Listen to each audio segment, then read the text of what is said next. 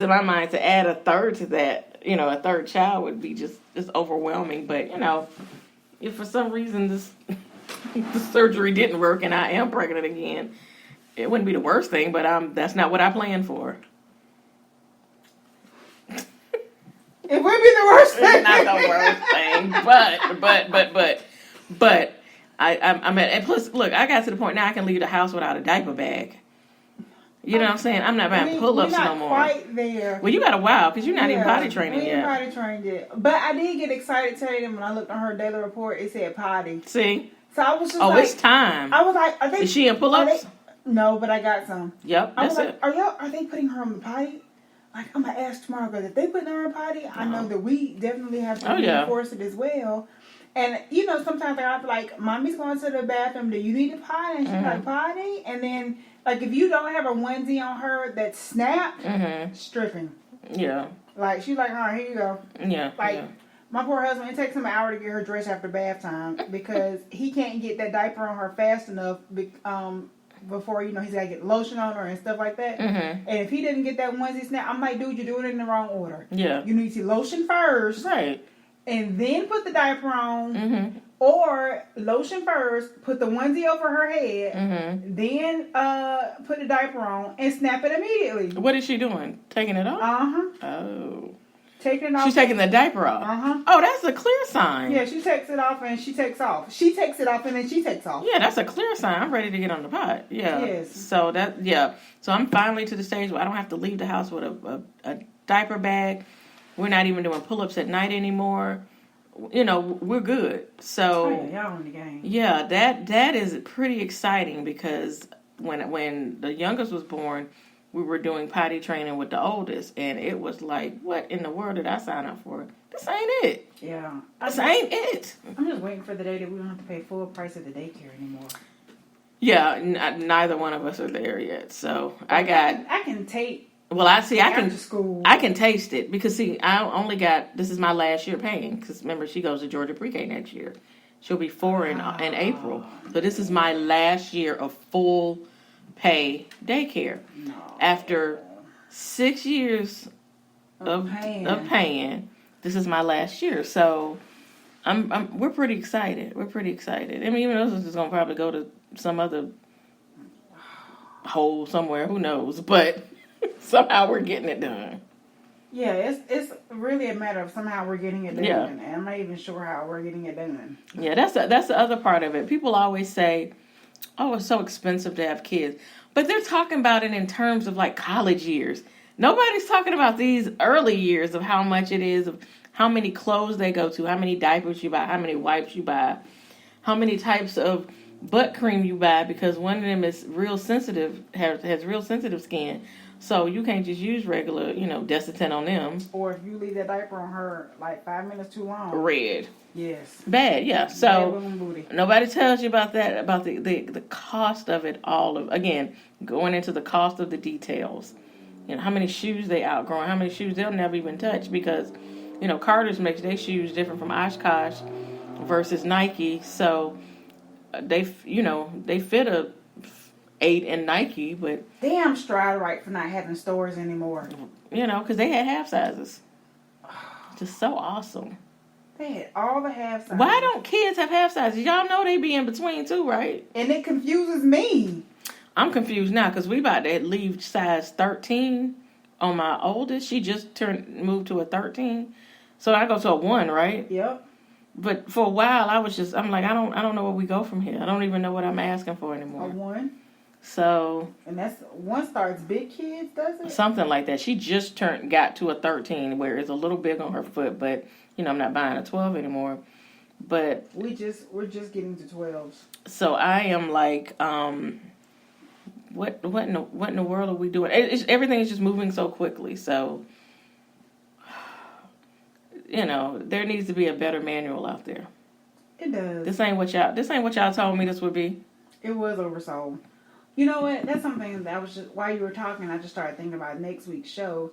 And I was reading this article, and it was talking about what it costs to maintain middle class. Oh, God. And this is off subject, and we can definitely talk about this next. No, because it goes hand in hand. No, I mean, I'm in poverty. It's gonna yes, but they said, according to this article, to be in a comfortable middle class, you all need to be bringing in at least $300,000 a year. Are you serious? They were like that. But now, was this in this region? Well, then they backed up and was like, well, that would be more appropriate for coastal metropolitan areas. Right. Like your San Francisco's or your New York, something like that. Right.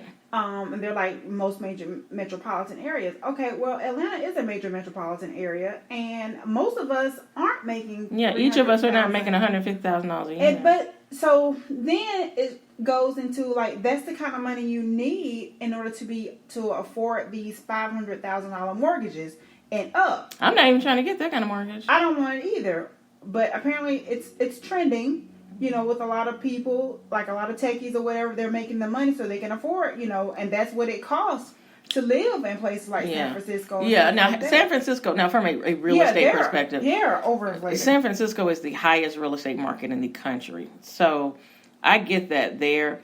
Now, I would say in the Atlanta metro area, unfortunately, you're still talking about $200,000. Okay. So, you know that I've been looking at different houses. Or no, I'm talking about the salary. I'm talking about the combined salary. Because you said yeah. You still need... So, but a standard house in this market, what we consider the basics, at least a 3 to 4, 2 to 2.5 baths, it's going to, in a comfortable neighborhood, is going to cost you anywhere from $250,000 to $300,000. And that's a basic home. 2-car garage, a decent backyard, a few amenities on the inside. a few amenities, because you ain't gonna get everything you're looking for, and that's my real estate talking.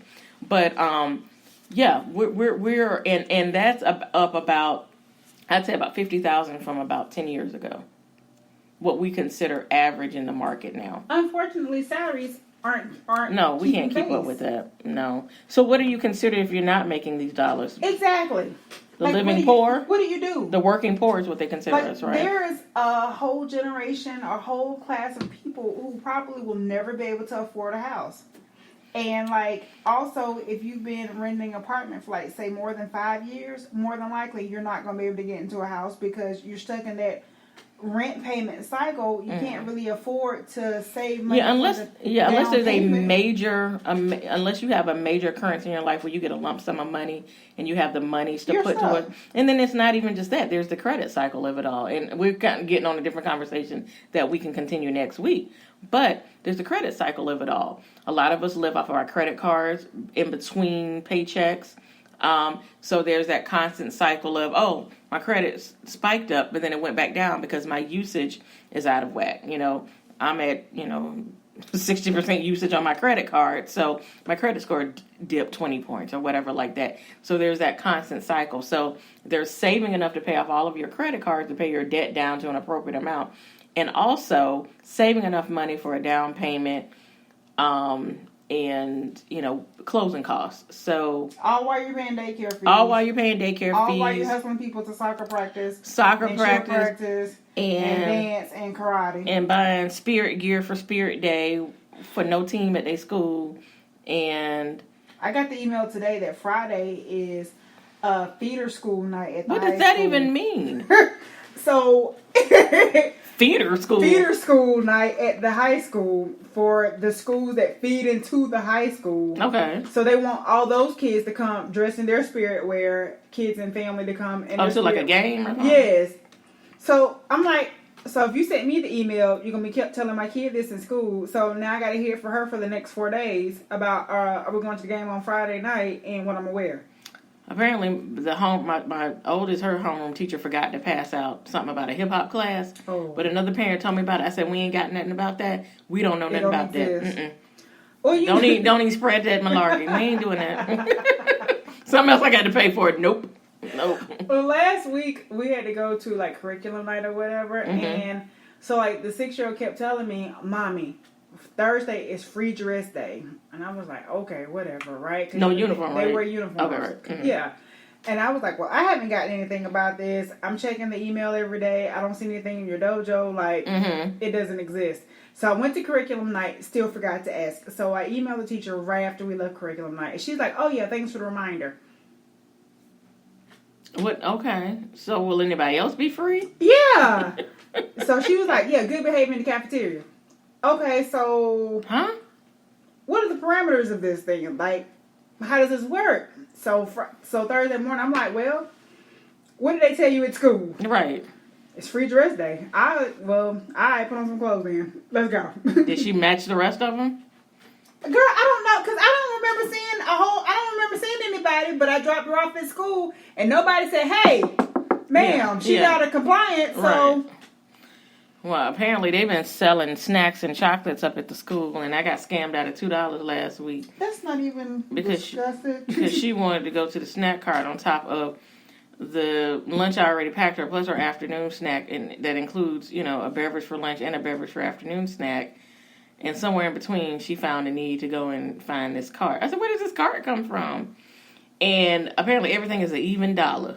And my husband finds that really suspicious that y'all scamming these kids out of dollars for the same chips that we buy for 25 cents at the store. But everything is an even dollar. A lemonade, $1. A fruit snack, $1. A fruit snack is $1? It's a scam. It's a scam if I've ever seen it. A fruit snack is $1. And my husband said if his child get in the car one more day and got scammed out of $1, he was walking back in and demanding her $1 back. So, a fruit snack is $1? Whatever this is, like the Welch's fruit that's snack. What I'm saying. Yeah. Won't you just put it in her bag? I do. That's the thing. She gets all of this. Like we rotate the kind of afternoon snack she gets. I always pack a mini water with it to make sure she's hydrated for the afternoon. Yes. I got it down to a science. And I said, you know what? So I told her again, don't be up there buying them sugary snacks and all that stuff with my $1. So she got money on her books or something? She got money on her books, yes. And I keep getting alerts that I'm like, why is it going down? I packed her lunch. Well, you know what? Well, I know mine isn't doing it because I did put some money on her books at the beginning of the year, and she ate the school lunch like that first week of school and was just like, I ain't doing that. She ate it. Mine ate it one time, so she got a little buffer just in case one day you forget or she leaves it in the car or something like that. She can eat, but it's dwindling down. I said, see, now you're gonna need that money, and it's gonna be gone because you up there buying lemonades for $1 and fruit snacks for even $1. And me and my husband get the alerts at the same time. So before I can even get the text message out, I'm texting him like, what is this? Scamming babies. Oh, yeah, these babies are scamming us. Yes. Like the other day, I got the, mommy, you packed a blueberry muffin in my bag, and I do not want blueberry. Oh, God. Well, guess what? You ate up all the chocolate over the weekend, and at night, you and your sister ate up all the chocolate muffins. So guess what? You got this blueberry. I do not want that. Well, you don't get nothing. Guess what we got? Oh, my God. We went through the same thing with the little yogurt granola bars. You get the dual pack where one is blueberry, one is strawberry. If I pack too many blueberries in a row, it's a problem. Yes. So I'm done. I'm done with it. It's all a scam. It's a big scam. I told you, it's a scam. It's a big scam. You know what's not a scam, though? What's that? Listening to us on Monday nights on Smash Mouth FM from 7 to 8 p.m. That's right. And follow us on social media, on Instagram, Facebook, Twitter. What's the other one? I told you that. Tumblr at Mommies Off Duty. You can find us anywhere simply at Mommies Off Duty. And tell a friend to tell a friend to tell a friend to listen to us. You can find us on anywhere you're listening to podcasts.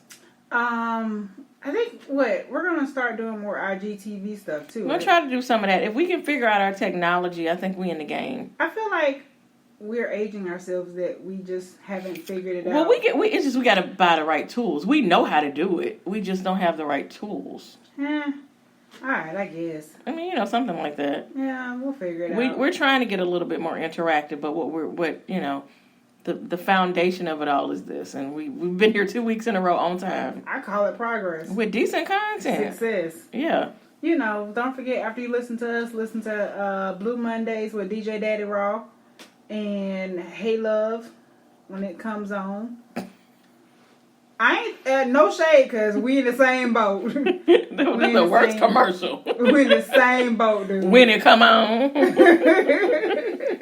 I know he was vamping the show a little bit. Right, yeah. So I don't know what the content's going to be, but, check us out. That's right. Check everybody on the Smash Mouth family out. That's right. So, as usual, we will see you all on next week. Y'all have a great week. All right, then. We're going to finish this song up.